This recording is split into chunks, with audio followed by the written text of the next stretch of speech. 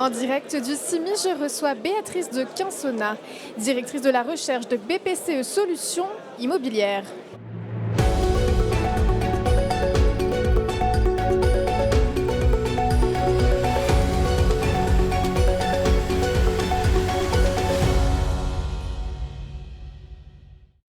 Bonjour Béatrice.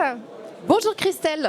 Vous venez de dévoiler le baromètre BPCE Solutions Immobilières.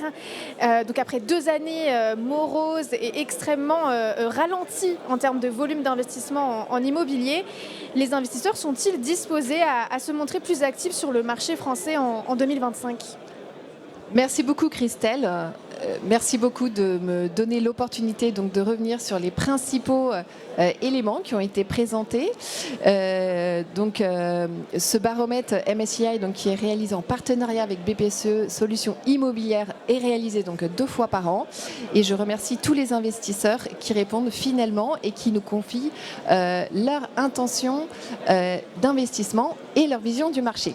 Alors oui, en termes d'investissement, ce qui est anticipé, c'est un niveau d'investissement à 14 milliards. Donc ça voudrait dire qu'on aurait atteint donc, un certain plancher, donc 14 milliards pour l'an prochain. Cette année, on s'attend à ce qu'on finisse à 10, peut-être 12, donc dans la lignée de 2023. Pour l'an prochain, pour 2025, cela va dépendre d'un certain nombre de facteurs. Bien entendu, l'évolution de l'OAT à 10 ans, la situation économique. Et on sent quand même un certain frémissement au niveau de l'investissement depuis septembre, octobre. Donc le premier trimestre de 2025 va être très intéressant à suivre. Voilà, pour voir de quelle façon tout ça va se concrétiser, parce qu'il y a des opportunités actuellement.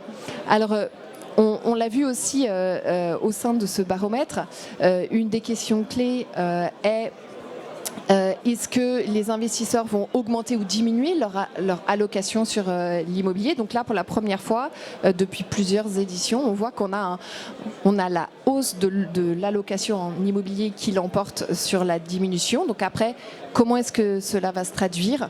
Est-ce que c'est des intentions? Après, il faut que acheteurs et vendeurs se rencontrent en termes de prix. Et dernier point, bien entendu, quand on parle du dynamisme sur le marché de l'investissement, c'est très lié aussi au marché locatif. Le marché locatif est certes en léger ralentissement, néanmoins on n'a pas de chute brutale. Donc on a un marché assez en dichotomie avec les bureaux à Paris avec des loyers en hausse et la périphérie avec certaines zones avec effectivement un stock de bureaux qui est assez important. Et quelles sont les stratégies et les secteurs les plus attractifs aux yeux des investisseurs pour l'année qui vient ? Alors, en termes d'intention à l'acquisition, les bureaux parisiens donc, sont en tête. Ensuite, on observe une diversification qui est quand même assez marquée sur d'autres typologies de produits. Donc là, on a la logistique, on a le résidentiel aussi, on a les commerces, on a l'hôtellerie.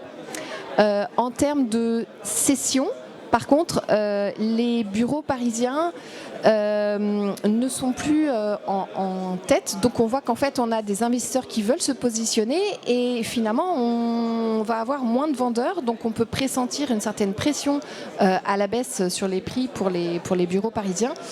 Ce qu'il est intéressant de noter, c'est les bureaux en première couronne, deuxième couronne et croissant ouest qui se retrouvent donc tout en bas du classement en termes d'intention à l'achat. Et par contre, exactement ces 3 mêmes sous-segments de marché se retrouvent en tête pour les intentions à la vente.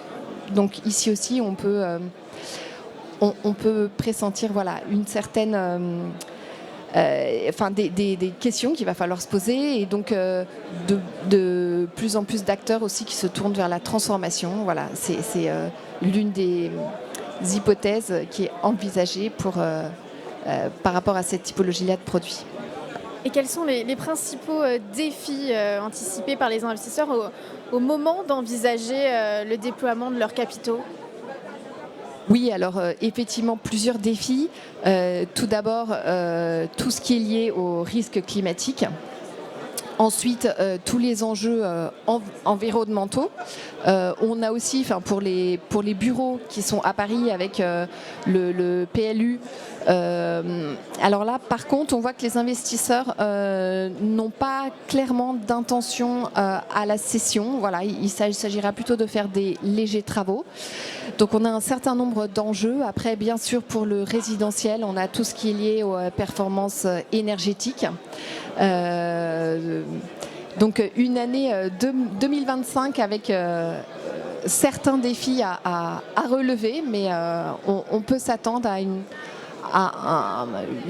une certaine reprise qui s'étalerait quand même sur